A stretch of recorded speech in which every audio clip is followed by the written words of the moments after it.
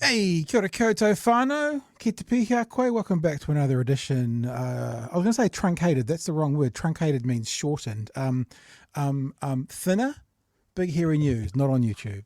Is that right? Exiled. Exiled. There you go. We're the exiles. The guys who do journalism with jokes. The jokester journalists who treat journalism as a joke. Exiled into the abyss. Fantastic to see last night that the placeholder video we put up on YouTube that was just music and a static image saying, we're not here, go to these places, got 650 views, which is spectacular. I was thinking it would be, considering when we started doing this, we'd do a whole show and get 50 to 100 views, like sometimes less. The placeholder video got 650 just by itself, which I think is quite kind of hilarious. I was almost thinking, I remember, was it Mr. Beast who did a video once, or was it an Instagram post once where it was just a picture of an egg and went, let's make this the most watched video of all times? And wasn't that something about beating the Kardashians at something like that? It was just going to be a picture of an egg. Although I have now hidden that video because I put another video up tonight because we still have those strikes against us. So let's get to the nub of what's going on. First of all, I don't mean to turn this into a dramatic thing. It's like it's before my time, so I don't actually remember seeing it. So you won't remember, Chewy, but you know how sometimes like my kids know a whole lot of like sayings from movies that I used to watch in the 90s, even though they haven't seen the movies. Like it's a bit like that. Mm-hmm. So I can say that I don't remember the sitcom Soap, but there was a sitcom called Soap that was like a sitcom around making a soap opera. And it used to start with something like the continuing story of a, that was like, it was a line that went in. And then I think the Muppets mimicked it for Pigs in Space. A continuing story of a. So this is the continuing story of what's happening with YouTube. As far as I know, we have an agreement with TVNZ that they will remove our strikes should we adhere to a couple of their conditions. And their conditions are not to live stream the debate tomorrow night and to not live stream anything on Saturday night. Now, I've been in communications with their senior management and I said very clearly, but we will be planning on using your clips after they're live streamed. So therefore, this is how I read it, and I'm not trying to be tricky, I'm just being blunt, that we will... they will cross to Winston Peters on TVNZ. They'll do their cross with Winston Peters. They'll then put that clip of Winston Peters cross onto their website. We'll then show it. Because once they've clipped it and put it on their website. Now, I still actually think we're not in the wrong here, but we have two options, you and me, and Chewy. We'll bring Chewy as well. We have two options. I'm here. Okay. Which is we either just suck it up and do what they say and get back on YouTube for Saturday night, or we fight it. It takes at least 10 working days. And even if we win, we don't get the channel back. So that's where we're at. Mm-hmm. So that's what we're doing. Mind you, in saying that, the agreement we've made is that you will remove the strokes and we will not live stream the things. I don't want to say this like a petulant brat, but if the strikes aren't released in time, then we have no deal, because that's a part of the deal. It's not just like, oh, we'll do everything you say. It's like, no, we agree to that on the condition that the strikes are removed. And if it gets to lunchtime tomorrow afternoon, I will send another email off saying, remember our deal. 1, we won't live stream the debate tonight. If 2, you remove the strikes. And it's reversal. We'll remove the strikes if you don't live stream the debate. So it's a 2-part thing there. So stay with us.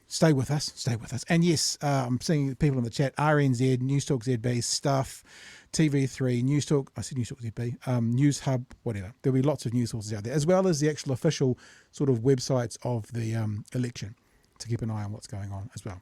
Yeah. So, and I mean, look, we all have multiple screens these days, so you know there's ways around it. We, as much as we like poking the bear's got a big fucking claw that rip our face off right at the finish line. And I want to make it really clear, Chewy, in case TVNZ's watching tonight, when you say getting around it, we're not gonna fudge the agreement. But there's nothing stopping us going, TVNZ's just reporting Winston Peters XYZ. We can do that without showing it. So, you know, we're still planning on doing it. Now, the second part of this conversation is what's happening now is that there are nefarious actors out there. They might just be one troll in the basement. They might be a particular group. And when I show you the title of the video that tried to get banned, you might get a bit of an idea as to when I say groups, who it, you know, we don't know who it could be, who are now attacking the YouTube channel because we've got 2 strikes. If we get a third, we get taken down. So trying everything they can to get us another strike. So we had this report come in today. And this is a notice I got from YouTube when I woke up this morning. And it says that I've got, this wasn't a strike, but it was a warning. And the warning was for that I had broadcast serious risk of egregious harm by spreading medical misinformation about the issue. It was for the video. It was for the video called "Counterspin Threatens to Sue Plunkett," and we, I should be think Chanel should. That was the video that got taken down today because of the threat of spreading of misinformation and potentially causing the risk of egregious harm. So that was, oh look, it's bigger like that, isn't it? And it says here, you can see an example of the comment at 2:51. You can go and look at that because it's back up because I challenged it and it got taken down immediately. The story that got that removed and another attack on the thing was when I told the story about a woman in the Octagon, and I don't want to fight it, so I'm going to use careful words, telling us that her daughter had expired due to getting a particular medical intervention. I remember that, yeah. And I looked in her face when she told me that story and said, I don't believe you. So it was retelling of a story of something that happened to me and then saying that it was false and that didn't happen. That got taken down because there was someone concerned about serious risk of egregious harm by spreading medical misinformation. I mean, look, it could be that they have an algorithm that now that we have been flagged twice by TVNZ, that they're going through all of the videos looking for various words. That's a possibility. To be honest, once I challenged it, within half an hour it was back up. But I've been putting out fires today of other people putting in complaints because if they get the third strike, then the page is down. Even if we then challenge it and get it put back up, but it gets taken down. And I suspect there are some dishonest actors out there or just individual trolls living in their mum's basement who are trying it on. So hopefully TVNZ says they've requested the check marks to come down, the strikes to come down. Hopefully it'll happen tomorrow and we'll be back on YouTube tomorrow night because they say they've requested it. So TVNZ's done their part after they did their part. And we'll see what happens. If there's anything anyone wants to know or you want to know, Chewy, that's sort of an update as of today. That's the YouTube situation as we speak. Am I allowed to challenge a public personality to a fist fight? I think we have, haven't we? Didn't we? Wasn't there like a something boxing game come out and I challenged Plunkett in the ring? Didn't we do that? Why do you want to do something? I mean, he's got a weak heart, but hi, yes. Sean. So that's where we're up to today. I mean, what's going to happen is, look, I don't want to. I said this last night. I'm not about slamming TVNZ. We have a disagreement, and we've come to an agreement to get past that disagreement. I'm not going to mea culpa and say they were right and we were wrong. Equally, they're not going to say they were wrong and we were right. As in any court situation, should it go there, which it's not going to, but if it did, the defendant for the murderer says they're innocent. The prosecutor for the Crown says they're guilty. Lawyers say different things. So we're not going to ever go there. It's not a problem. But what I'm saying is I don't think they're right. They don't think we're right. But because they've managed to get to the copyright people at thing and YouTube's gone, we don't know, you guys sort it out or it'll be sorted out by the algorithm in 2 weeks. We're just making a deal. Now, it also means I'm not going to do it again. to be honest with you, after this weekend, what are we live streaming again other than ourselves, our beautiful selves? Yeah, and I mean, like what we have been doing is unusual here. In New Zealand. In New Zealand, it's unusual, and I think our media makeup compared to overseas is unusual, where the news is essentially 100% commercial. You Yeah. know, who gives a shit if you dip in and rip off Fox or whatever? You know, they'll defend it because it's a commercial operation, and we have potentially a different argument. But I think it's look. I'd much rather TVNZ weren't hitting us with a couple of strikes, but there's also been a dialogue opened around it, which it's something. I think It's something. TVNZ, I wouldn't say they regret it, but put it this way. They are having to do far more work and pay far more attention to getting these strikes taken off than it would have been if someone had have just called me. Now, I showed you those warnings on the night we were doing the live stream. They were trying to communicate with us whilst we were doing the live stream, but what were we supposed to do? Say, oh yeah, put my number out on air and you can call me whilst we're doing a live stream. And there was other live streams that we'd done that they could have caught, but they didn't. This is, I guess, to be honest, the one thing that does annoy me is from talking to their management, they were talking about, getting eyes on TVNZ. Fair enough. I get it. You want people watching your product, not our product, your product through our product. But one of the strikes we got was from the first debate, which was like 2 or 3 weeks earlier. So there was no eyes going on that anymore on the TVNZ website. That was finished. But that got us the second strike. And the second strike was what got us the 2-week ban. So I think possibly they've had instructions from above, like when I say they, I mean either lawyers or the digital people have had instructions from above, and then they've gone through and found other stuff and just gone, we'll do that one there and that one there as well. And I'm not saying they regret it because they think they're in the right, more power to you, but it's certainly causing more of a headache now. And I know that there's lots of people, and I've been on the phone with people who are in the media world going, what the fuck's going on? Why are they doing this? Like, yeah. So anyway, I'm hoping that tomorrow it'll all go well, and we'll be back up tomorrow night. And worst case scenario, if we're not back up tomorrow night, that we're back up in time for Saturday. Fingers crossed a little bit, because now, unfortunately, and this is the headache, I guess, for us and TVNZ, is we're now at the hands of YouTube. If they've put it to the bottom of the pile of 1,000 other jobs, doesn't mean they're going to get to it in the next 24 hours, but here's hoping. Fingers crossed. You'll know after I know. So that's it. I don't want to go too much about that tonight. We talked about it for 20 minutes last night. I don't want to do it tonight. What I do want to do is actually something I was devastated today when I saw the news of Cal Wilson. So I'm sure you guys have heard by now. Yeah. But comedian Cal Wilson has passed away. I knew Cal quite well. I performed with Cal a lot. We were in Theatre Sports Auckland troupe together. We did shows together. We did lots of social time together. She came to my wedding. She made us a signature book and put a male and a guy and a girl on the front of that thing and lived love hearts around it. She'd got her scrapbook out and made stuff for us. She was an unbelievably beautiful... I probably had a bit of a crush on her too, back in the day. She was unbelievably caring, sharing, generous person. And that came across the news feed today, and I'm fucking devastated. It's devastating. Now, I haven't had a lot to do with Cal for the last 20 years, 15 years, but probably for that 10-year period in my 20s, I spent a lot of time with Cal. And it's just devastating.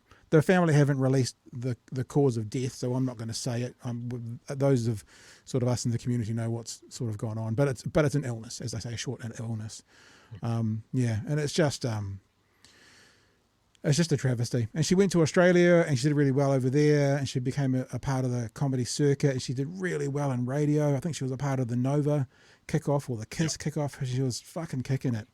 And devastating news. So I just want to sort of acknowledge the passing of a legend far, far, far too soon. And it's also one of those moments, we all go through them at various stages. I call them lightning strike moments, and I've probably talked a bit about this before on the show. Lightning strike moments. Lightning strike moments are those moments that happen to all of us at some stage and can happen to any of us at any stage. Or they're moments that are so rare you wonder why they happen. It could be something like winning lotto. That's a lightning strike. It only happens bang like that to one person and you'd never see it again. It could be someone, getting cancer when they're 4, Why do they get it? Why does the lightning strike there? What's going on? Why them and not me? You know, it's just and I'm not trying to focus it on me, but anyone, you know, we go through those moments where you're just like, it makes no sense whatsoever. And, you know, 53, man, it's just like, yeah, devastating. I met Cal a couple of times, obviously, growing up in Timaru as I did, being a drama nerd. I got into theatre sports, and we all used to have to pack in a van and drive up to Christchurch to do theatre sports with some of the Christchurch schools, and quite often it was at the Court Theatre there. And Cal's one of the founding members of the Court Jesters, and she was always, you know, she's 10 years older than I am. She was always very generous with her time and with her enthusiasm for just high school kids coming in and basically learning how to play theatre sports. Really clear memories of her stand-up sets when pop comedy was being broadcast as well. Yep. So yeah, look, you can just see, like, if you jump on social media and you look for any New Zealand or Australian comedians accounts, they're all talking about the same thing, that she was an incredibly warm, generous, she was someone that used to just big up everybody. So yeah, very, very sad. Just devastating, you know. Yeah. I mean, it might be appropriate to make an improper joke here now because Cal was so funny, but I'm going to hold it back. You know, something about, you know, she dies and fucking Winston Peters is still here. But I won't do that. I won't go there. It wouldn't be. No, it's probably best that you don't. But we can also point out that Winston Peters is still here. That seems like the balance is wrong. The balance of the universe is all wrong. We're willing to make a trade. We'll trade you. But the problem is we'd have to look up for Cal and we'd have to look down for Winston. So I don't know if that's a fair trade. All right, let's move on. Yes, Felix, very unfair. I agree with you. I want to show you a couple of little clips before we Henry Kissinger, before we get into the show for tonight. The first is one that's featured on Spiderhoof's channel today, and I love it. So I'm going to play it because this is what you call democracy in action. The hero we need, manifest. The hero we need right now, young people. Was this in Christchurch? Was it in Christchurch? Yeah. I think it was in Christchurch. Yeah, it's in The new government needs to be stable and united. I think that acts can assure a stable and united government. Disaster for climate action. Oh, there we go. Industry will continue to destroy the ecosystem and biodiversity. Well, that's good. We need to respect fertility or Waitangi. Your politics are causing division in this country. And I think we need unity. We need aroha, not hoha. We need to stop promoting the division that your party is promoting. We need to do better than this. Okay. Your policies are racist and misogynistic and will continue to destroy the environment. We have Good on them. Like, people getting in front of a media stand up. Watch his face. This is the best one. Look at that face. What do we do? What do we do? Areas, in healthcare, in job opportunities. We need to have those. They held ground. Okay, Good on them. you've had I'm your so say, proud. would it be okay if I continue to talk to these guys? No. Would that be a respectful way? No, David. We'll stand in the background. We'll just stand in the background. And this is the image we showed last night. And as I say, And then I stand in the background. Look at that. There it is. So I just wanted to share that tonight. We obviously showed a clip of that last night, but that one went around today. And there's one other thing I want to show as well, from the sublime to the ridiculous. The start of Bombers show last night, a little bit of tension in the air. Do you want to see it? It's actually quite a bit of tension in the air. So Bomber introduces all his guests every single week, and he introduced Damien Grant. Convicted fraudster Damien Grant. He put a tweet out, I think, of the weekend going, why does every time somebody, wants to rehash my criminal past, and I always think about you because that's all you ever do. So this was the start, and obviously I don't need to educate you guys, but they're talking about Gaza in a very sideways way, and just watch the body language of Damien Grant when he has this conversation. The libertarian liquidator, the Cthulhu of capitalism, Damien, all tax is theft. Grant, kia ora, comrade, welcome back to the studio. Shalom. One word to describe the week, please, sir. Anti-Semitism. We are inundated with anti-Semitism. There is far too much of it, Bomber, including on your website. I'm going to allow that to slide. Really? Not even we can get into it, but I've Well, got a lot of other things to talk I'm about. going to keep coming back to it. Well, you can, and we'll have that discussion at some. Platform John Minto. He's an I anti-Semite.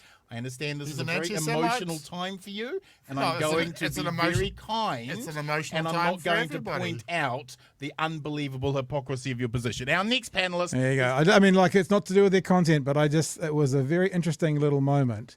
And later on in the thing, they do talk a bit more about it, but it was interesting to watch. What are your thoughts, Chewy? The fact, like, Damien Grant is not my favorite person.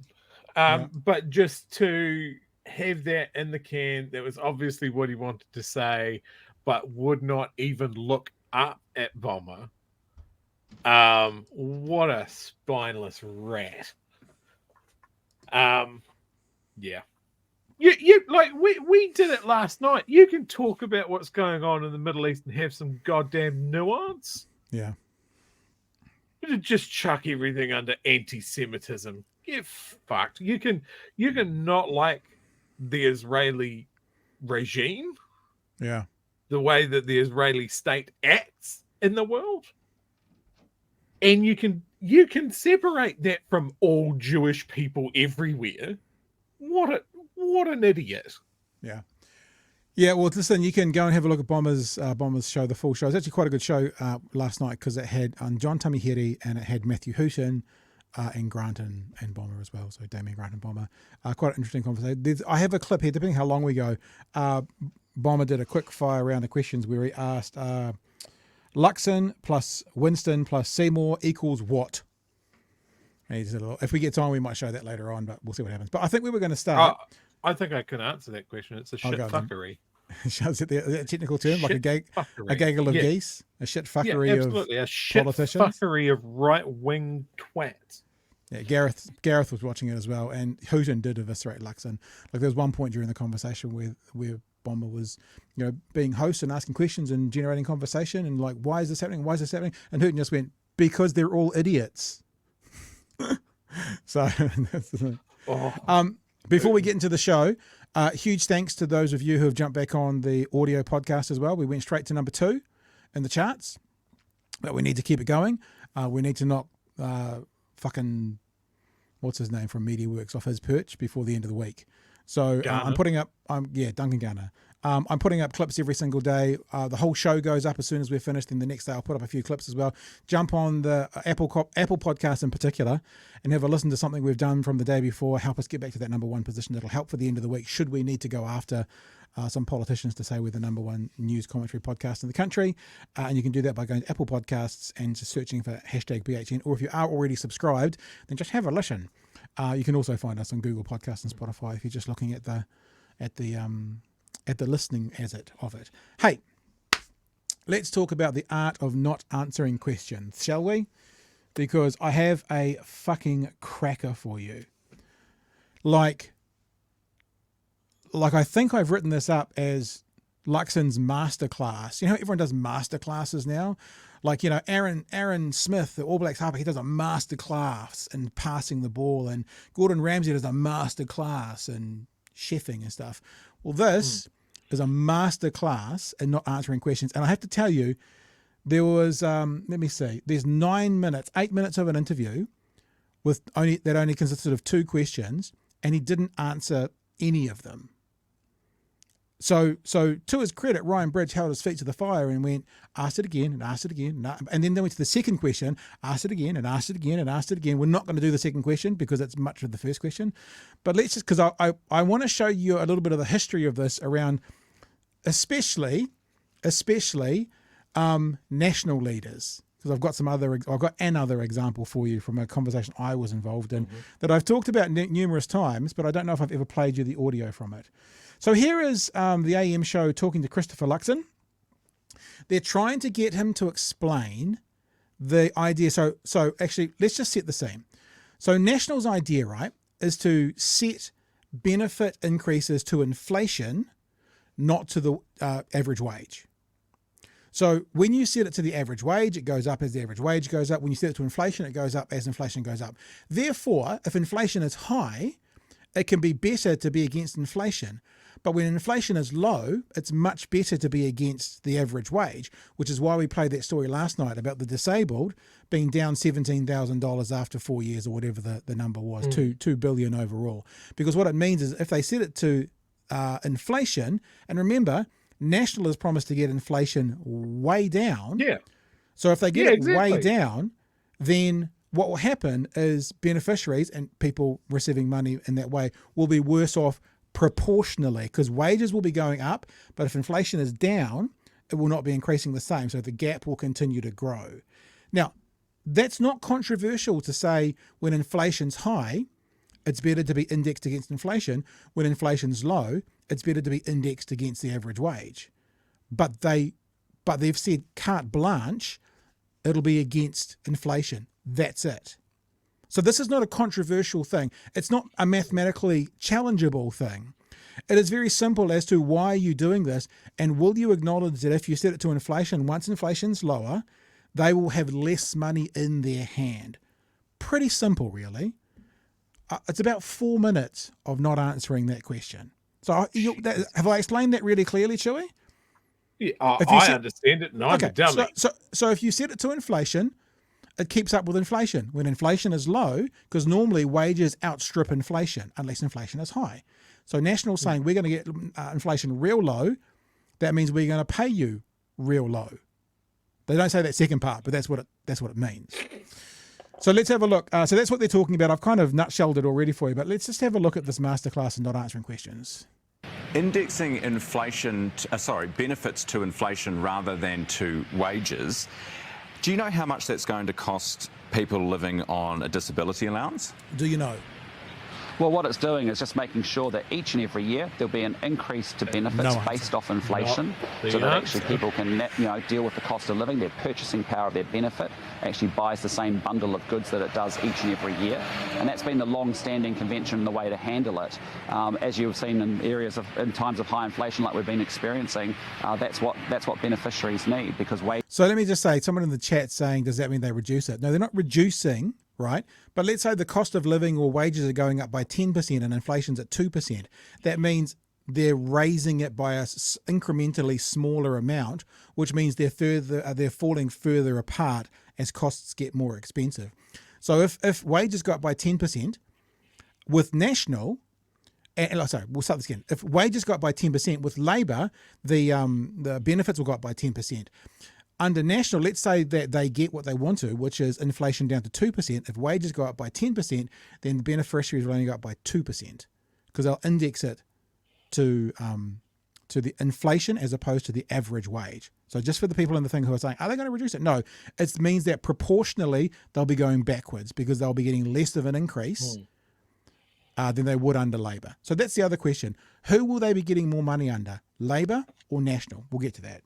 Wages aren't keeping up with inflation, and so the right way to look at benefits is to make sure that we get regular increases each and every year based off inflation, based off the cost of living, so purchasing power is protected.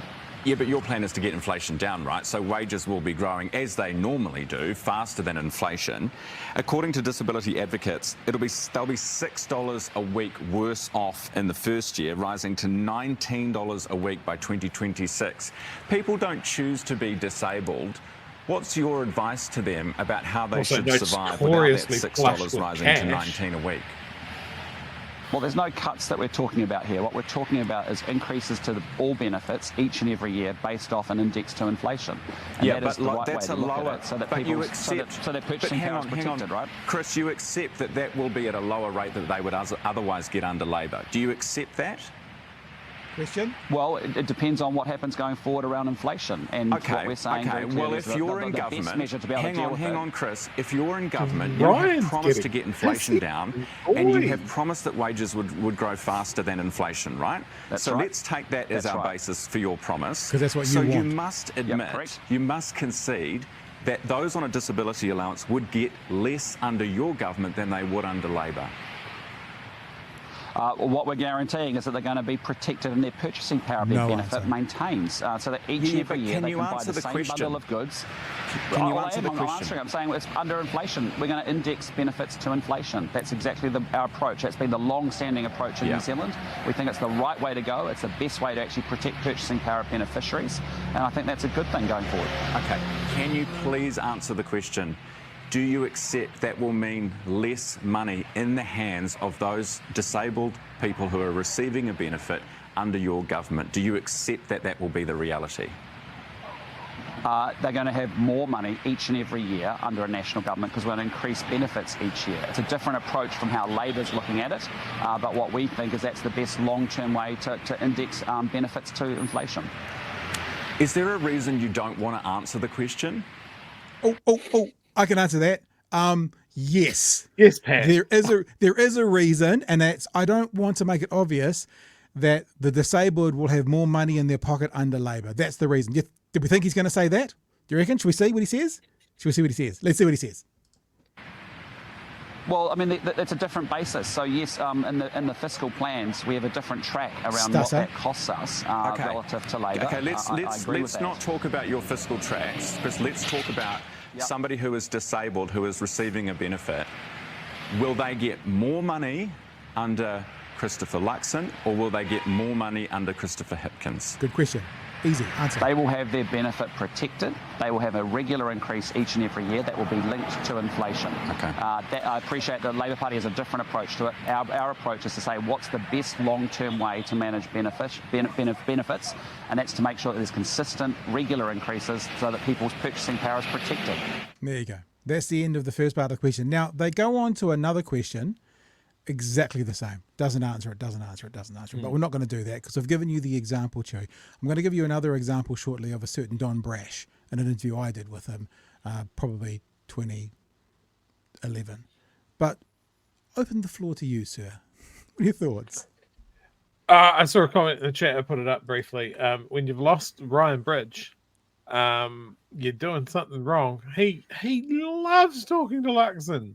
Loves it. It's probably one of the most softball interviewers that he's going to get. Yeah. And to have lost, like, Ryan looked genuinely pissed there that he just couldn't get him to admit, like, it was like he was standing there going, okay, so there's the sky. What color is the sky? Oh, look, it can be a range of colors depending on the time of day and the meteorological effects. Yes, yeah, no, that's right, Chris. But what I'm talking about is, what is the color of the sky right now? Is it blue? Well, look, I don't want to get into that, Ryan. Like, how fucking annoying. Luxon looks done. He looks done. He looks fatigued. He looks pissed off that he's getting questioned in a pre-election period by reporters, which is just out the gate. Why would anybody have to put up with that? He certainly didn't have to put up with it as a CEO of an airline. He certainly didn't have to put up with it when he was slinging cans of Lynx in North America. Why should he have to put up with it now? It is unfair. It is very, very mean, and everybody should just let him breathe. Just let him have a cup of tea, a round of golf, a hoon on a scooter, and he'll be right as rain. He'll absolutely be fine as a prime minister. Absolutely fine. Stamina for days. Questions all the time. No worries. So let's do this. I think I've talked about this interview a few times that I had with Don Brash back in the day. The non-answering the questions, I don't know if I've talked much about this. It's really interesting because Don Brash and Luxon's done it as well. They talk about trying to become a prime minister as a job interview to the people of New Zealand. So when I had Don Brash on, who knows, this was a podcast I used to do with Jeremy Elwood, Slightly Correct Political Show. When we had Don Brash on, and excuse the squeaky noises here, this was a highlights reel, it's not the full bit. This is what I did with him about not answering questions. Because remember, both he and Christopher Luxon have said that this is a job interview. Politics is a job interview. What you, Don Brash, is doing is basically a glorified version of lining up outside Pack and Save. And with a job application saying, we would like you people of New Zealand to employ me. That's exactly right. Would that be a fair, That's fair comment. Let me play it to you first of all, right? I won't play the whole thing because it's 60 seconds, but have a listen to this. This is from the 2005 campaign. Would you have sent troops to Iraq? I say this is a diversionary tactic by Helen Clark that's not relevant. But would you have sent troops to Iraq, Dr. Brash? The issue right now, today, is about Labour's wasting hundreds of millions of dollars of taxpayers' money. My question was, would you have sent troops to Iraq if you were the Prime Minister? So that goes on for another 47 seconds. We don't need to go through the whole thing. But the question that I want to know is, in a job interview situation, how is that acceptable to not answer that question? Well, I take that point. And I'm uncomfortable listening to that interview now, to be frank. So the point being, Chewy, you're sitting in a job interview and someone asks you a question. The person who is looking to employ you asks a question. You don't answer the question. How on earth do people think, if they are thinking that this is a job interview, that they're allowed to sit there and not answer the question? Why do we accept that? Why do we, the public, accept that these guys who are refusing to answer the questions being asked on our behalf as a part of their job interview are then going to get that job? And I'm sure they all do it on some level, but the right do it so much more blatantly than the left. Yeah. No, I mean, we saw this at the start of the run and earlier this year. Like, Luxon has his talking points and will stick to them. He needs to get to his bumper sticker. He needs to get to his attack line, and that's where he's comfortable because it's fucking rehearsed as hell. But you can't just keep parroting it, because you end up in this space. And because he spent the last 4 months doing it, and the media has seen him doing it, and now they're getting way too late. They're getting to the meat of the election. They're all getting pissed off. He's getting pissed off that he's getting called on it, and it looks shit. Yeah, it looks really shit. And like, I keep hammering this point. And I saw a comment earlier from someone who says that they're traditionally a national supporter. If you are a national supporter, you should be angry about this. You should be angry about the guy that is representing your views nominally being so shit at it, to not being able to defend his position, to not have the information to be across the questions that he's getting answered, and being able to field them competently. He is not good at this because he is an amateur. He wants his knighthood. This is he's seen the pathway. He wants to dip in, dip out, run the country like a company, CEO of New Zealand Inc. And it doesn't work like that. And he hasn't worked it out yet. There's still time, National. You can roll him. I need to win that bet. Hey, let me play you one more thing, because I have talked about this numerous times. It's the same interview when I talked to Don Brash, and because people, and it's actually, this has come up on my Twitter feed today. I put out a tweet today talking about, the whole kind of dinosaur questioning. Where that comes from is that there are some, not Mr. Luxon, but some in that evangelical Christian world who don't believe in dinosaurs, right? They don't. Or they don't believe that they believe dinosaurs lived here at the same time as man did, sort of thing. That's the basis of that conversation. And he's laughed it off, and that's fine, because I think he does believe it, obviously. But there are other questions that you'd want to ask if you're a journalist, like, do you believe in hell, Mr. Luxon, as an evangelical Christian? Who goes to hell, Mr. Luxon? Do gay people go to hell? What is sin? These things that are evangelical beliefs that actually, if any fucking journalist did their job and ducked into, I think the public would like to know about. And the evangelical Christians don't like talking about this stuff publicly because it makes them all look like kooks. And right now, we're in a situation where there is war going on in a part of the world where someone's evangelical Christian beliefs could impact policy about that war. So I've always been of the belief, I do want to know about your private life, not intimate details of what happens in your bedroom. I do want to know, because it's when we're behind closed doors that we are really who we truly are, right? I do. Like, if you are someone who thinks, that Israel is always right and they're in the right, they can do whatever they want, then that might influence international policy that you as the leader may get us into, especially if you've got a cabinet full of other evangelical Christians. So just to premise this, that's why I think knowing about their real life is actually quite an important thing. This is when I talked to Don Brass, same interview. This is actually just to show you guys, to play your little highlight. When I asked him about him being a cheat in his marriage. I'll just play it. How should a politician's personal life reflect their political integrity? You've had a couple of marriage breakups. Documented there was infidelity in one of them. I mean, rumoured that there was one in the second one. How about the appearance of not being able to trust someone in their personal life? How do you then trust them in a public life? That's a totally fair question. It's a totally fair question. I have to say that if everyone was judged in their public life by what they did in their private life, there wouldn't be many successful politicians, I suspect. Maybe there'd be more real politicians. Well, maybe that's right. Maybe that's right. There you go.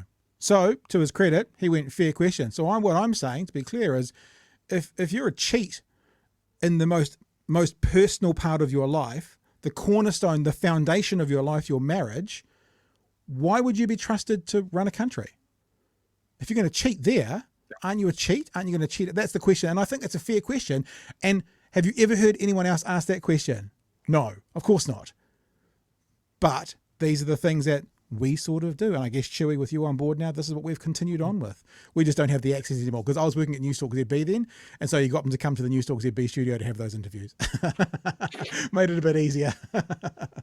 Anyway, Chewy. Now, if we tried that same thing, we'd get chased out with a broom. Hey, this might be a little bit tangential, right?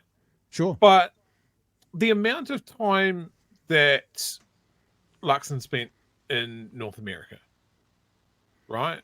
Mm-hmm. He's been an evangelical. The evangelical community in North America is big. Like, it's big money, big influence. Yeah. Recently, it's been in the news that Luxon attended some sort of father-son summer camp type shenanigans.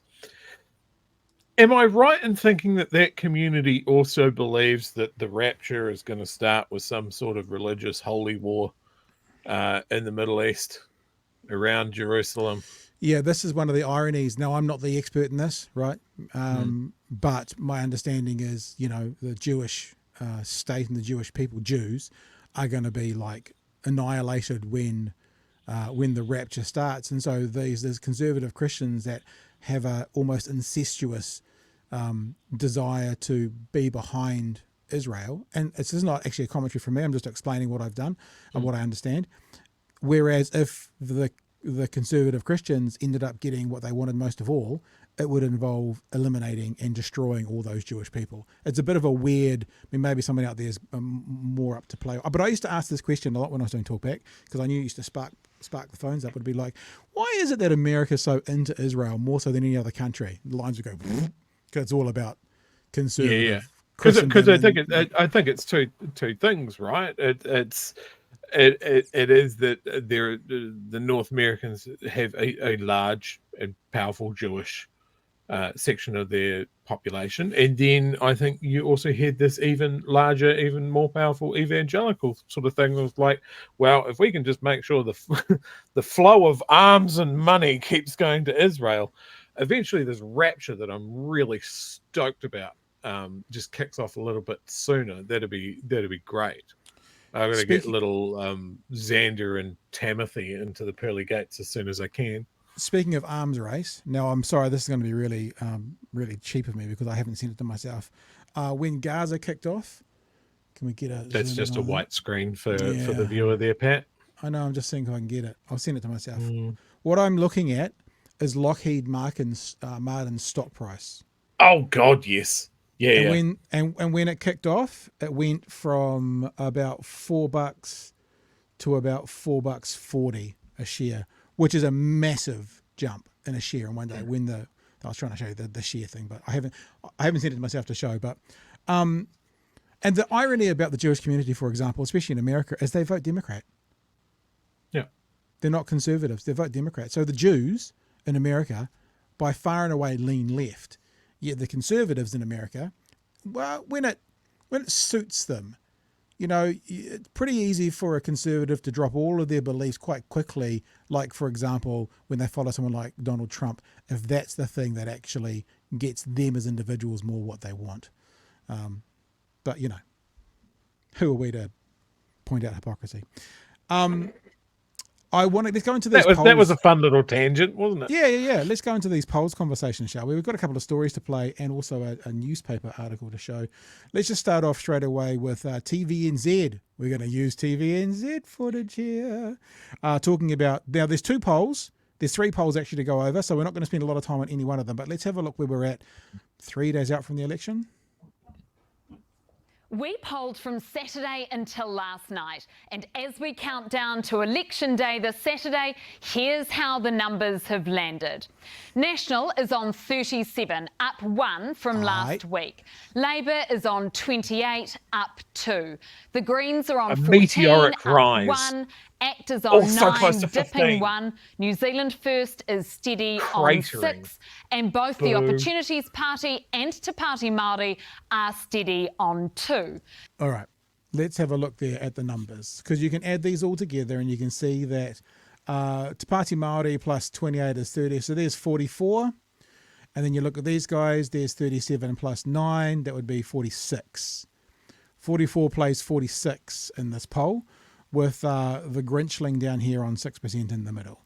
Obviously, Te Pāti Māori has seats and stuff as well, and there's now going to be a crazy overhang because of that by-election, which seems like it's going to favour National. There's actually been, you know, we've been talking about there's been an uphill slope. There's now been a bit of a boulder put in that path as well that makes that climb a little bit harder with that by-election, because there's already going to be an overhang, which means it would seem, based on who owns that seat now, that National may get themselves an additional MP in there as well.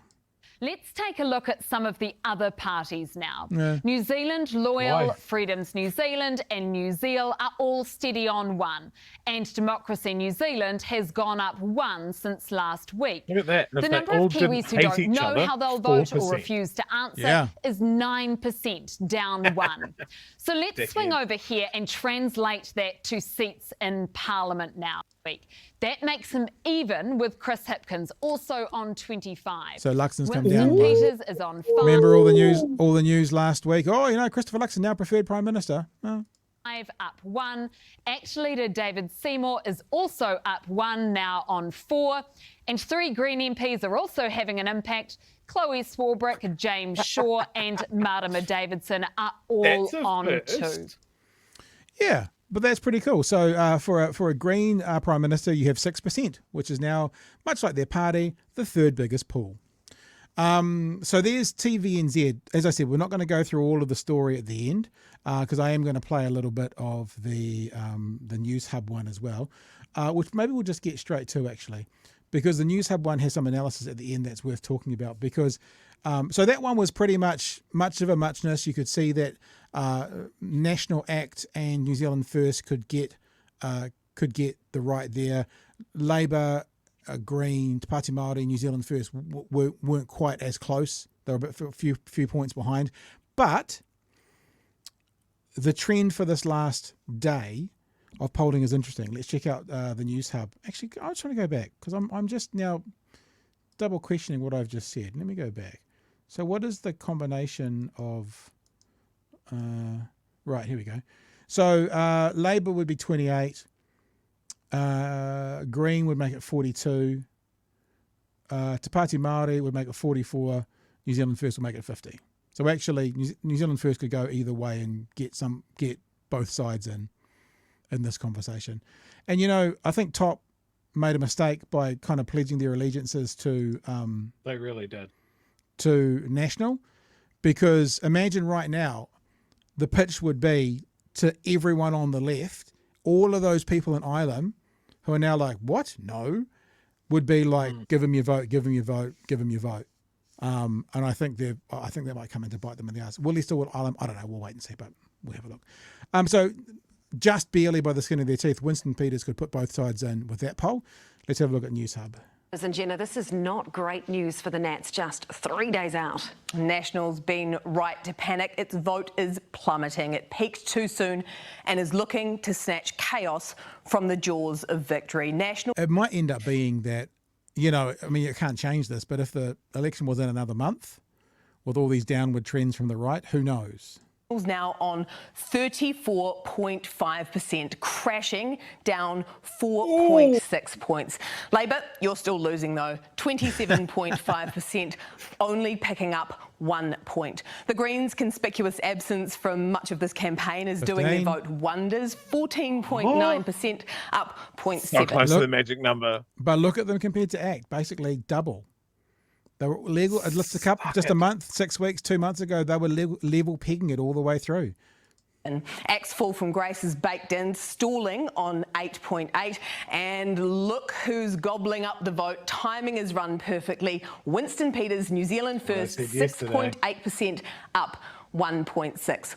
Over in Minnoland, Te Pāti Māori still not making a break for the 5%. One of the concerning things about this is there was a little bit of chatter today around Rawiri needing to win his seat and some question about is he at risk of losing it. Hope not. Hope they've got it in hand, because if he loses his seat and then Labour snaps up all the other ones, then Māori Party are gone. So if you're in that Māori electorate, make sure you get out there and vote for Rawiri. Threshold 2.7. Are we allowed to do that? We can tell people who to vote for. If I was you, I don't know, whatever. We want Rawiri in there. For no other reason, there must be a cowboy hat in Parliament at all times, I feel. Top is on 2.2, and a new entrant here, New Zealand Loyal conspiracy candidate Liz Gunn's Party of Two, on 1.4%. That's kind of weird, because she said they were going to get 30%. There must be a real big surge for her in the last 3 days, I guess, because that's approximately 30% away from 30%, approximately. But now remember, she's still got to get all of her loyal voters to go and find a JP that's going to sign off on a letter that said that they voted for New Zealand Loyal, so she can contest the broken voting machines. I was sitting upstairs the other night and we started talking about their party and started talking about this idea of building a bridge between New Zealand and Australia. And for the first time, I kind of went, how far is that? And we had a look, and it's like 3,000 Ks, and I'm like, so that's 2 days drive. Okay. So you have to build petrol stations and you have to build charging stations all the way along that road bridge as well. You're going to have accommodation because it's a 2 day drive. It's 3,000 Ks. It's actually probably a lot more like a 3. That's the from either side to America. Most people don't do that in 2 days. And I'm just like, forget the logistics of the engineering of it. It's like, what? You just think people are just going to drive all the way and not stop at any stage for 3,000 Ks. Ludicrous. Sorry. That was a side note. Liz Gunn said she'd get 2 million votes. So she's on the way. I assume that 1.4% is that 2 million votes, and the population of New Zealand is just a lot higher than I remember it being. But remember, a famous philosopher once said, the journey of 1,000 miles begins with one step. So I'm sure in the next 3 days she'll pick the rest of them up. She's taken the one step. And she's probably taken a third of a step. But, she'll get the rest. She'll get there. Let's build a coalition. Remember the Marginate era. They could be minus 1.7%. Now, here's something I wanted to show you about their Labour poll. gets 35 seats. The Greens 19 and Te Pāti Māori 3, as long as they hold on to an electorate. That adds up to 57. So according to their polls, they're 4 seats away. Not enough. National gets 43, add ACT's 11, 54, lower than the left bloc now, and they need 9 from New Zealand First. 3 days out from D-Day, National has created its own chaos out from D-Day. Now, here's the thing though, right? This is really interesting. And I tweeted about this today, and it's kind of come to pass in this poll. I tweeted the reason that the right is panicking so much and Luxon is panicking so much is that they're within the margin of error of not being able to form a government even with the 3 parties. So that's 4 seats, right? Well, it's 3 seats because they're at 63. So it's actually they're 3 seats. So the right bloc, if you include New Zealand First over there, is 3 seats away, these 3 up here, whatever that works out in percentage points, from not being able to get 50% or 50.1% of the seats. They're 3 seats away, even with New Zealand First, of not being able to form a government. That's why this is a knife edge. That's why everyone should get out there and vote. And that's why it's still pretty much game on. Now, in saying all of that, I still think there's a favourite to win this. I'm not blowing smoke up anyone's ass, but there's a saying I heard once, Chewy. I can't remember it. It's something about voting and winning. Do you have any idea what it was? Oh, no idea at all, Pat. Are you sure? No What, idea do we at remember? all. Do we remember what that was? No. Look at my bosoms. No. Look at them. That right now, I know we coined that phrase, but that right now could not be truer. Could not be truer. That if you look at the results, even the first one from TVNZ, 3, 4, 5 seats. This one, 3 seats. I'm going to show you another one shortly as well. But they're within cooey, within margin of error of not being able to form a government based on the polls, even with New Zealand First in there as well, Chewy. Now, I want to go on with this story, but I've paused us. So, geez. You got a nipple ring? This is the time, people. Do you enjoy bullying your workmates to spend their lunch break going down to the nearest polling booth? And you should do that. You should do some workplace bullying. Same if you've got a mate who is that frustrating. Oh, it doesn't matter. My vote doesn't matter. Rowdy, rowdy, rah. This does. It does. It matters a whole lot, especially if they're a lefty, or especially if you think you can talk some sense into them. I did see, was it last night, or it might have been a Twitter comment that I saw somebody going, I had a mate who just wanted to vote for someone that would cause a ruckus, so they were going to vote for New Zealand First, and they just showed him clips of Te Pāti Māori really just rattling the cage of Parliament, and he goes, yeah, these are my people. Yeah. I like this guy. I like Rawiri.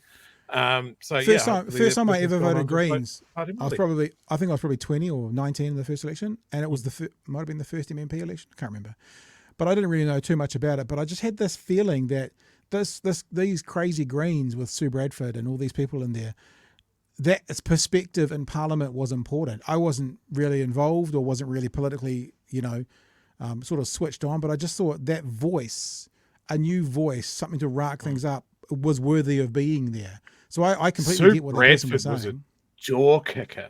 Yeah, man. She was not there for just the normal way of getting things done.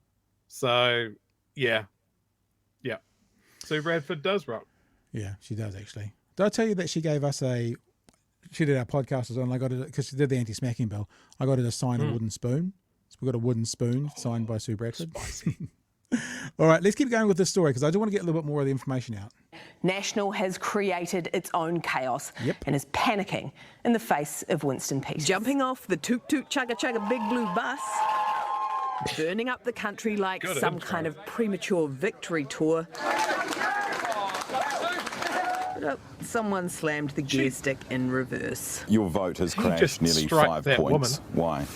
We've got great momentum on the ground, I can tell. Again, just no acknowledging the question and no acknowledging what's happened. I mean, it would make more sense to go, well, one poll from you guys has gone, these polls have gone up, and what we're focusing on is the poll that is election day. But just, it's almost like, I don't know, you put a coin in it. It's like the magic 8 ball. And it just gives you 8 answers, and that's it, no matter what you ask them. So he's going to try and sell the idea that they've got great momentum, whilst the trend for the right is currently down. So if you've got momentum, it's downhill momentum. All of the polls are saying that. Backward momentum, perhaps. It's like, let's get this frickin' show on the road. National began the campaign up in the 40s. Its vote has dwindled to 34.5. You peaked too soon, didn't you? Oh, I disagree. We've got great momentum in our campaign, fantastic momentum, and we've done an incredible job, but it's not done. The job for the other Chris, much tougher, but he's still dreaming of a red Christmas. Christmas might come early. All right. His friend and former commander giving the gift of support in the final hours. Chris Hipkins, he's a good person, and he does deserve your support. His groupies buying the hype. I don't know about wheeling Jacinda out.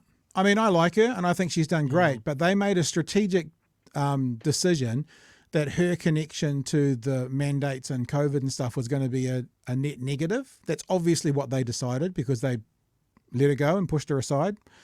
To bring her back in the last couple of days, if they'd made that, unless they were acknowledging they made a mistake. I mean, I think they did. I think that they should have been screaming their positives. Research out recently says 20,000 lives were saved. 20,000 New Zealanders, I was going to say are still alive. Some of them may have passed since because they were elderly, but were saved from what Jacinda and the Labour government did. But they've obviously gone, oh, too hard. Let's stay away from this. But in the 11th hour, bringing her back in. I mean, I think that they I think that I like her and I like what she's got to say, and but I'm just interested as to how that conversation started 6 to 10 weeks ago versus 3 days out. Just interested. I mean, I said on Twitter the other day in response to John Key being wheeled out and then Helen Clark being wheeled out, is I don't care what side it is, bringing out a former leader always leaves me a bit cold because they're a former leader, right? And like I get it, you're this close to the line. It's a really close election. Why leave someone on the bench? Like, yeah, and I guess the people who aren't going to vote because of Jacinda still aren't going to vote. But if she could bring in another, I mean, this election will come down to 100,000 votes. If she can get another 5,000 across the line, then yeah, it's a good idea. We'll keep going, eh? Yeah. But Hipkins is moving on up way too slow. Speeding up to a crawling start as the campaign draws to a close. Here we go. Swinging in behind Labour in the last few days of the campaign, and I think our numbers are going to continue to go up. A couple more are swinging in behind him. 22.2 picked him as their preferred Prime Minister, up 3.1, but still lagging behind Luxon. He's on 23.6%. So there you go. So they still have Luxon as preferred Prime Minister, but it's just it's a metric. I'm also going to show you, we don't normally do this, but I'm going to show you the commentary at the end that Jenna shares with their presenters there, because it's an interesting perspective. Let's have a listen. Okay. Well, okay, Jenna, so what's gone wrong for National? Two major strikes at the heart of their campaign. The oversell, under-deliver of their tax plan. Newshub's revelation that the $250 would only reach 3,000 families. That's sure to have dealt a massive their blow revelation. as people realise they have been yeah, sold. I noticed that as well. They keep saying that, but I think CTU maybe gave it to them as an exclusive. But every time she says our revelation, our exclusive news, you didn't do the work, Jenna. No, not at all.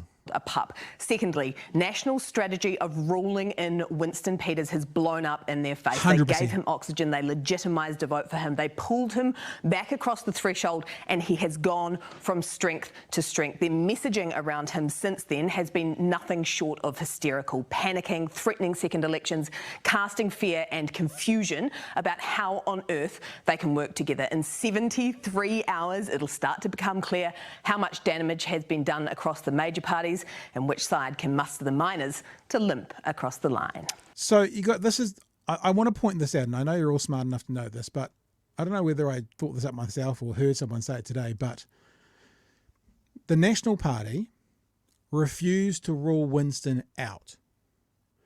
They then ruled Winston in. And since that, they've been literally advertising and begging people not to vote for Winston. And now they're stuck with a situation that they're going to be beholden to Winston, potentially, if all the numbers pan out to be what they are. This is the leadership. One of the things I do take away from Bomber's show tonight, I think all of them were in agreement that if National Act get in, all of them, this will be the worst government New Zealand has ever had. Yeah. Chewy. That's fucking scary though, right? Like, does anybody, and I mean across the spectrum, does anybody realistically, anyone that has been paying attention to this whole run, I'm not just talking about Joe man on the street reads the headlines on stuff and rolls with it. I'm talking about anybody that has paid attention on either side of the political spectrum. Does anybody feel comfortable? I know I don't. I don't think it's in the bag one way or the other. No, if my team doesn't get in, I am dreading the quality of government that it is going to deliver. I am dreading the people that are just going to get thrown on the landfill pile, and how emboldened certain people are going to be, and the amount of just treasure that is going to get stacked up in people's Excel spreadsheets and stuff, while we have more people living on the streets with less government agencies trying to get them off the streets. Yep. And then they'll strip the back rooms, and then there'll be a natural disaster, and it'll be a terrible response. You know, they'll give $1 million tax cuts to the wealthiest landlords, and renters won't see any of it. It's like, I mean, we're talking about Ruth Richardson yesterday. Cash registers at accident and emergencies, literal in her day. You know, who knows? Yep. Who knows what's coming? Yeah, that horrible lemon colored gremlin. We'll make an addition to the if National get into our special limited edition blue T-shirt that we're going to do, that says on the front, "I am very bad at this." On the back it'll have the BHN logo and "We fucking told you so." I was thinking maybe if we do our election thing this weekend, maybe the week after we can do some merch. All I got from this election was watching election night with Pat and Chewy on the front. Something like that. And a hangover. Let me have a look at some of the comments that are coming. This is specifically about Jacinda. I disagree, says Rascal. I think they wanted to make sure Chippy isn't riding her coattails, meaning that's why she went away. Fair enough, might be the case. And look, I'm actually not suggesting it's a bad thing either. I like Jacinda, and I think she did really well. I don't care what people say. I think the evidence shows they did really well. I just wonder why now, and like why not earlier. That's all. They were damned if they did, damned if they didn't. It was simple and genuine. Yep. Accept that. I get that. And Heart Divided says, according to Chippy, today she offered and they accepted. So there's that one as well. Another interesting comment here, and I think we would probably echo this. Craig Rennie is promising to you as the MVP of this election. I don't think, I mean, I was thinking about trying to get, part of me was thinking about trying to get Craig on. He's already said he'd come on, but I sort of am waiting to see what happens with YouTube. But if we get cleared up tomorrow, maybe I'll message him and see if he can come on tomorrow night for that last show and see what we're doing. Now, Chewy, we're not finished with the polls yet though, because there was another poll out today, and this actually ties us all the way back. We've gone from TVNZ kind of saying, well, you know, it's leaning national, to Newshub going, well, you know, it's on a knife edge. It could go either way. Guardian today puts out a poll, and actually I've done the numbers over here, so I'll go and do them myself from my Twitter account. That had National down 0.5, ACT down 2.4, Labour up 3.4, Greens down 0.4, New Zealand First up 2.2, Te Pāti Māori up 0.6, and then the other rands. And it meant that National and ACT were on 41.9% combined, Labour, Green, Te Pāti Māori 42.8%. Again, with New Zealand First being the balance of power. Now, New Zealand First in this poll is higher than ACT. Now, I don't know if you guys remember, but there was a couple of young fellas last night who were talking something about that, weren't they? I'm sure we'll get a poll or two out this week that ACT really, I mean, the idea that Winston has perfect timing. I don't know whether it was planned and we can give him credit for that or it was just by coincidence, but perfect timing, and ACT the opposite. ACT is really dropping away, and Winston seems to be siphoning them up, so it'll be, gosh, okay, I'll say something publicly. I don't know if this will happen or not, but imagine if Winston got more votes than ACT. Gosh, what would happen then? There you go. So it's only one poll, but I think it also goes to show the decline of ACT. But it's probably a little bit like this. If you're the best boxer in the world, best there's ever been, and you're coming up against an amateur, and you decline, and I'm not saying National's the best in the world, and you decline 80% of your skill, you still might have enough to get over that person. So there's a definite decline on the right. As I said, if it was in a month from now, maybe it would be closer. Maybe it would be more favourable to the left. It's almost like, you know, Maya Angelou. When people tell you who they are, believe them the first time. You know, when they say it, when the right say it, believe them. And the more they say, the more people seem to believe. And the more they believe, the less they like. So should National and ACT get over the line this weekend with New Zealand First, it's going to be by the skin of their teeth, in my opinion, and it's going to be only because they haven't had longer to keep showing people who they really are. Chewy.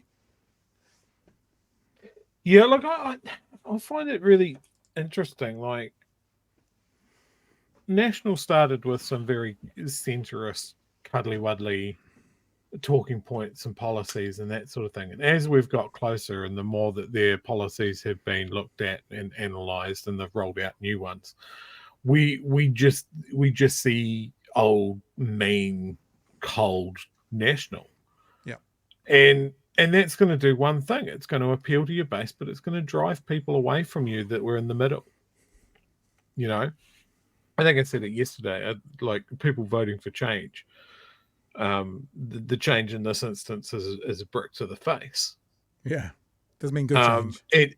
And yeah, look, it's going to play well with your social media supporters that don't give a shit about these things, but there's a lot of people that are just like, they're not as say politically engaged, or they're not like us tragics 4 nights a week analysing every little twitch and quiver of Luxon's lower lip to see if he's telling the truth or not. And that stutter, that keeps coming back when he's put it under pressure. Stutter's a good one. I can't not notice it now. But I mean, this is the thing, and this is when you're talking to people about getting involved and doing a good vote and all of that sort of thing. If you're a person like us, it's really hard not to crash into those conversations with, "Oh my God, what do you mean? Can you not just see?"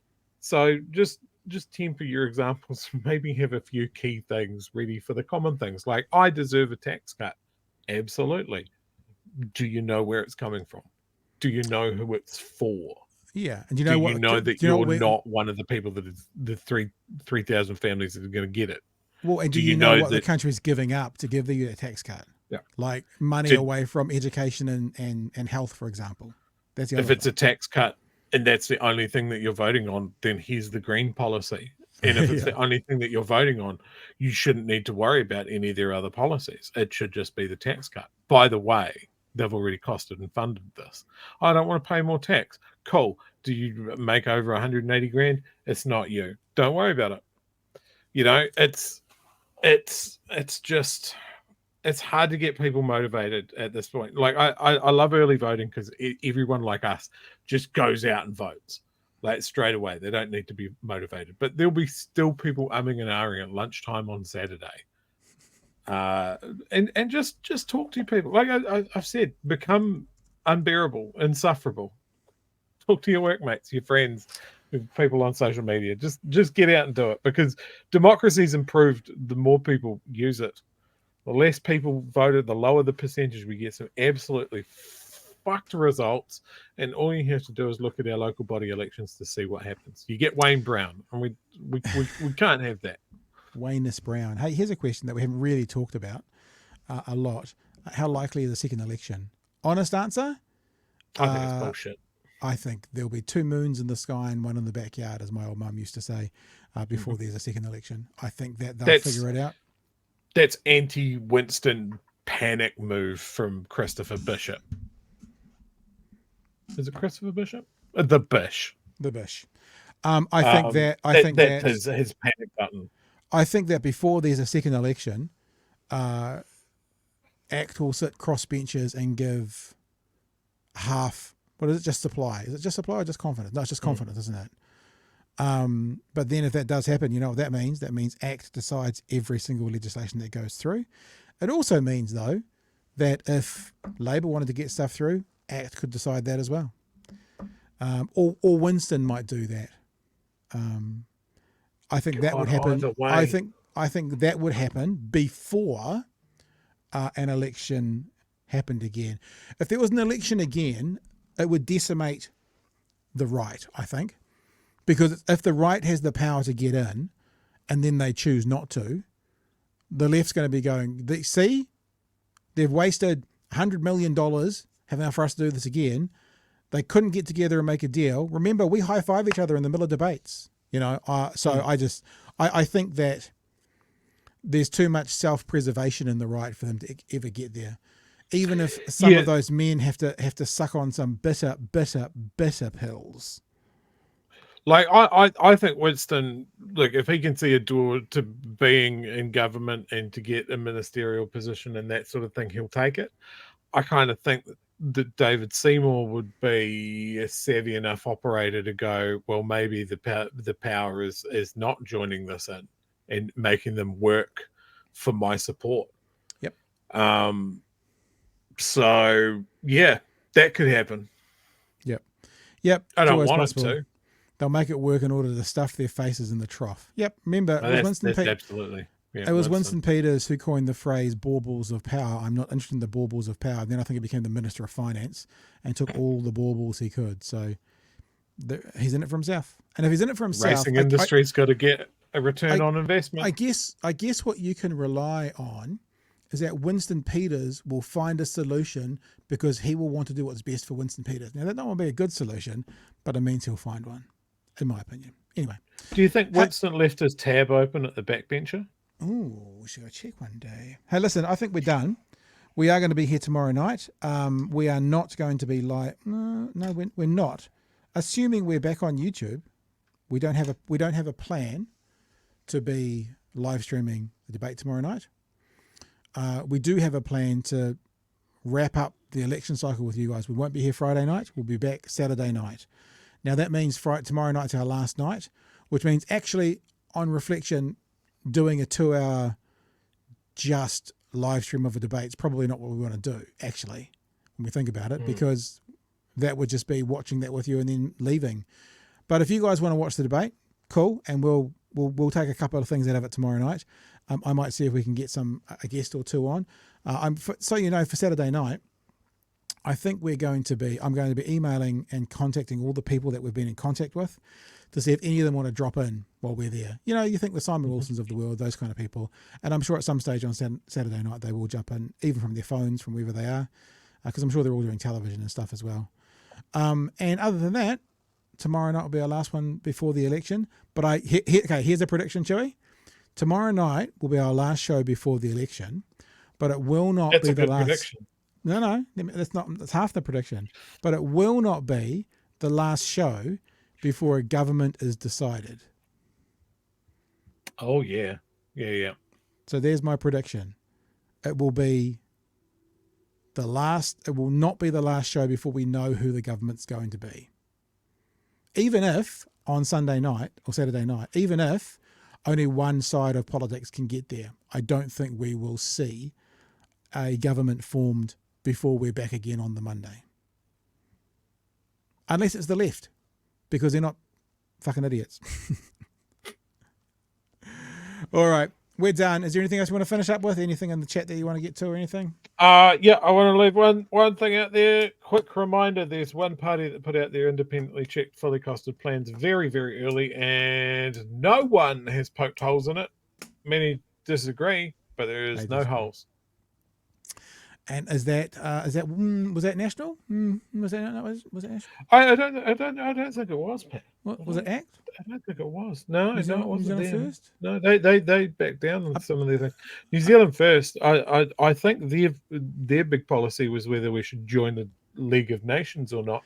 I think that New Zealand First big policy was decided on the night of the debate when Winston learnt that they were taking the GST off fruit and veggies in New Zealand First. I think it was was it possibly the Greens?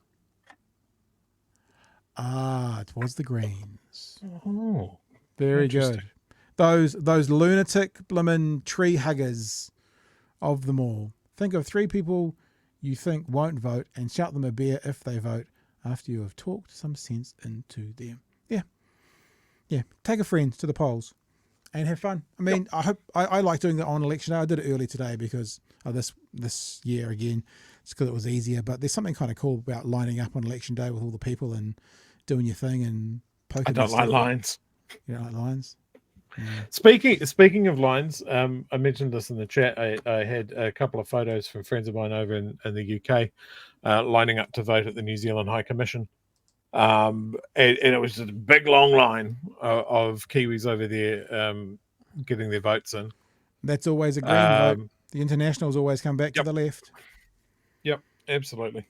So, all right, dudes and dudettes, and anything else? We'll catch you tomorrow night from 9 o'clock for our last show before the election. We will have a look at some of the issues. I mean, to be honest, if it's any good, we'll have a look at some of the issues in the debate. If it's not, maybe we'll do other stuff. And other than that, we'll catch you, tomorrow at 9. Remember, head to, as it's going on the bottom of the screen, head to Apple Podcasts. Make sure we have a bit of a listen in the next 24 hours. We need to get ourselves back to number 1 before the end of the week. We would appreciate your support in that way. Other than that, though, we'll just catch you tomorrow night for the next edition of Big Hero News. Be safe, be well. Bring a friend to us tomorrow night as well, and we'll catch you next time. Hooroo. Cheers, folks.